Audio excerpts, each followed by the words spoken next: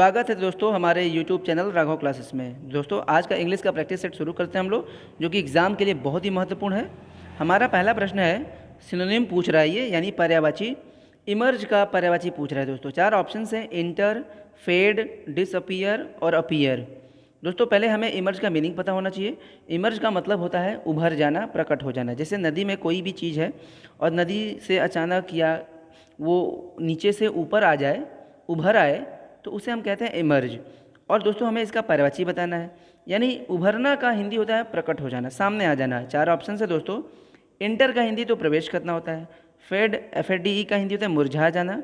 Disappear का हिंदी गायब हो जाना। और डी अपीयर का हिंदी होता है प्रकट हो जाना या उभर जाना। तो दोस्तों हमारा आंसर होगा डी, क्योंकि इमर्ज का हिंदी भी होता है उभर जाना और अपीयर का भी हिंदी होता है उभर जाना या प्रकट हो जाना, सामने आ जाना। अगला प्रश्न है दोस्तों, डिफरेंस, जिसका हिंदी होता है दोस्तों, वैसे आपको लगेगा कि ये अंतर वाला है, नहीं। डिफरेंस है ये, उसमें DI होता है, DIFFERENCE, लेकिन DEFERENCE है ये डिफरेंस, जिसका हिंदी होता है दोस्तों सम्मान, आदर। चार ऑप्शंस हैं और आपको इसका विलोम बताना है दोस्तों। डिक्रीज का हिंदी होता है घट जाना, घटा देना या घट जाना। डिसकर्टसी का मतलब होता है दोस्तों अपमान। हिंडर का हिंदी होता है रोकना, रुकावट। और रेस्पेक्ट का हिंदी होता है आदर। तो दोस्तों हमें इसका मीनिंग पता होना चाहिए डिफरेंस का हिंदी होता है दोस्तों सम्मान। और सम्मान का हमसे उल्टा पूछ रहा है। अगर सिनोनिम पूछा रहता है तो हम डी लगाते, लेकिन हमसे पूछा क्या है, सम्मान का उल्टा पूछा है, अपमान। तो दोस्तों हमारा आंसर होगा बी, डिसकर्टसी। अगला प्रश्न है दोस्तों, वन हु हेट्स मैरिज, यानी एक ऐसा इंसान जो विवाह से नफरत करे। मैंने पिछले वीडियो में भी इसका चर्चा किया था दोस्तों। एक ऐसा इंसान जो विवाह से नफरत करे, उसको मैरिज यानी शादी पसंद न हो, उसे दोस्तों एक शब्द में क्या कहते हैं। चार ऑप्शंस हैं, मिसोजाइनिस्ट, फिलैंथ्रोपिस्ट, मिसोगैमिस्ट एंड मार्टियर। चारों की हिंदी आपको पता होगी दोस्तों अगर आप तैयारी करते हो तो।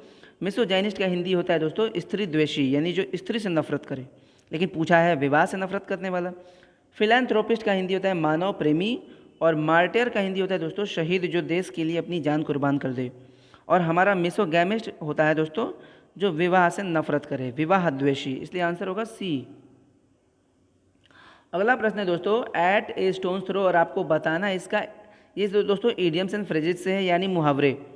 एट ए स्टोन थ्रो बहुत ही फेमस इडियम है, जो हर एग्जाम में आया है, बार बार आता है, रिपीट होता है ये प्रश्न।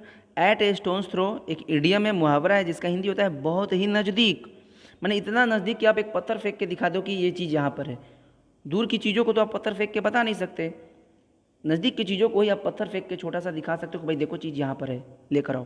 तो दोस्तों एट ए स्टोन थ्रो का मतलब होता है बहुत ही नज़दीक। चार ऑप्शन हैं, very great, very well, very far, very near. तो दोस्तों इसका आंसर होगा वेरी नियर, डी।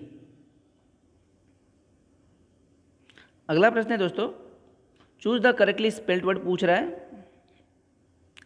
चार ऑप्शन है, इसमें तीन स्पेलिंग गलत होगी और एक सही होगा।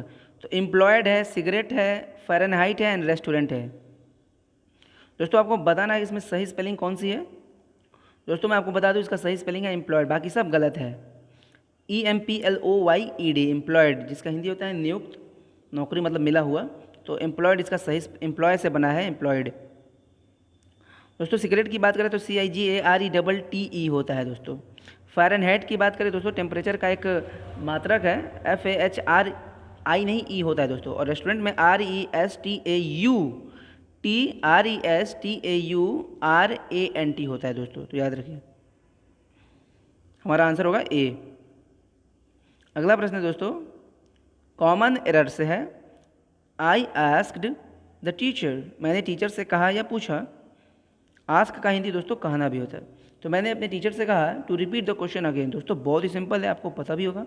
सी आंसर में गलती है, सी ऑप्शन में, क्योंकि रिपीट का हिंदी होता ही है किसी का बात को दोबारा कहना। तो अगेन यहाँ पर सुपरफ्लुअस यानी फालतू में है, यहाँ पे अगेन की कोई ज़रूरत नहीं है। मैंने अपने टीचर से कहा टू रिपीट द क्वेश्चन, ये काफ़ी था, इसमें अगेन शब्द की ज़रूरत नहीं है। रिपीट की जगह पे अगर आप से लगाते हो, स्पीक लगाते हो, तब तो अगेन आप लगा सकते हो, लेकिन अगर आपने रिपीट वर्ड यूज किया है तो आपको अगेन लगाने की जरूरत नहीं है। आंसर होगा सी।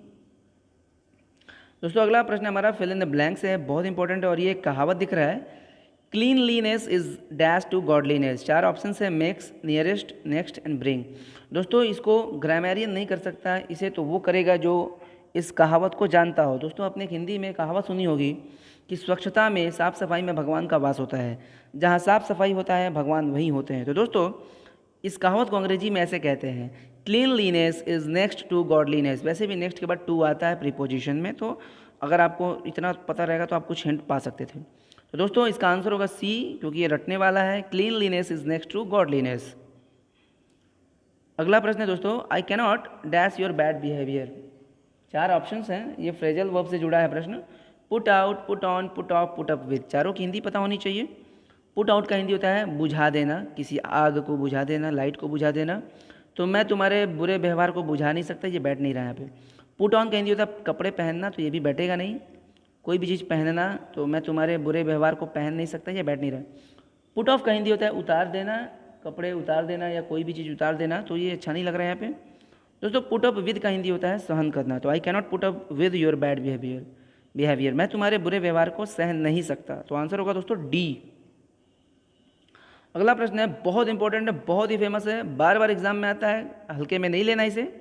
You are capable dash doing this work. दोस्तों अगर यहाँ पे कैपेबल की जगह एबल होता है, जिसका हिंदी होता है योग्य, तब तो यहाँ पे टू होता है। टू के बाद यहाँ पे V1 भी आता है, टू डू दिस वर्क। लेकिन दोस्तों कैपेबल के बाद ऑफ आता है। ऑफ एक प्रीपोजिशन है, प्रीपोजिशन के बाद ING फॉर्म आता है, इसलिए आया है ING। तो कैपेबल के बाद हमेशा ऑफ आता है, ये याद रखिएगा, अक्सर एग्जाम में दे देता है you are capable to do this work, जो कि गलत है। कैपेबल के बाद ऑफ आएगा और उसके बाद ING का प्रयोग होता है। तो you are capable of doing this work, तुम इस काम को करने के योग्य हो, बहुत इंपॉर्टेंट है। अगला प्रश्न है दोस्तों, ए ग्रुप ऑफ वुल्व्स। वुल्फ मतलब भेड़िया, तो उसका बहुवचन दिया है वुल्व्स। तो भेड़ियों के झुंड को क्या कहते हैं दोस्तों? 4 ऑप्शन है, वॉली है, प्राइड है, पैक है एंड पैकेट है। दोस्तों मैं आपको बता दूं, थोड़ा सा इसका आंसर अजीब है, लेकिन भेड़ियों के समूह को कहते हैं PAC के पैक। वैसे वॉली का मतलब होता है तीरों का झुंड, तीरों का समूह या तरकश, जिसमें तीर रखा जाता है, तीरों को रखा जाता है। प्राइड का हिंदी होता है शेरों का झुंड, और पैकेट तो सिगरेट के समूह को भी कह सकते हो, जिसमें सिगरेट रखा जाता है, या किसी भी चीज़ को पैकेट कहा जा सकता है। आंसर होगा दोस्तों इसका सी। दोस्तों अगला प्रश्न जो है वो बहुत इंपॉर्टेंट है और वो आपके लिए है, जिसको आप कमेंट बॉक्स में लिखोगे answer. The plural of radio, आपको रेडियो का प्लूरल बताना है।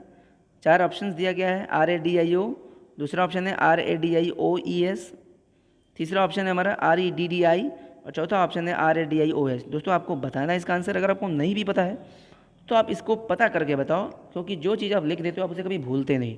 और दोस्तों वीडियो को लाइक करना बिल्कुल मत भूलिएगा, और अगर अपने दोस्तों में शेयर करना हो तो ज़रूर करिएगा। दोस्तों आप भी पढ़ो और अपने दोस्तों को भी पढ़ाओ, और अगर अभी तक आपने चैनल को सब्सक्राइब नहीं किया है तो इसे सब्सक्राइब भी कर लीजिएगा।